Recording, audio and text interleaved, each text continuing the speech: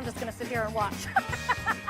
Dare to be you, dare to be different. Come on. We could end the interview right now because that is great advice, because look where it lands you. Is there anything you can't do? Oh my gosh. You know, the thing is, I don't mind not knowing, and I don't mind being new at a thing. Yeah, that's great. It's a great attitude, and we're going to get into all of that and more. Talk to us about those early years and those career aspirations and what you did as a young Carla Hall and what ultimately led you to a life of food and cooking. Well, something that people don't know about me is that I wanted to be the black Carol Burnett at 12.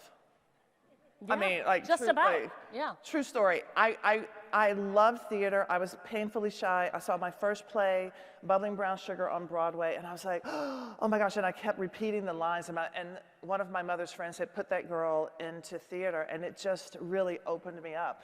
And when you go to theater camp, it really is dare to be you, dare to be different.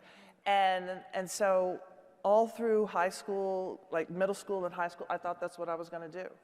And then I didn't get into Boston University. They were going to defer my admission, so I was like, okay, well, I guess I'll major in accounting.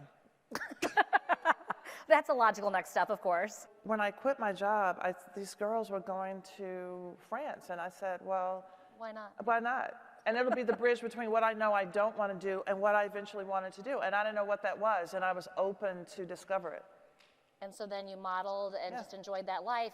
You know, I know that food is the center of your universe, and I want to ask you about how you got there, because, you know, we talk about it at this conference every year. Food does so much more than sustain. Yes. You know, it brings joy, it brings people together, it heals.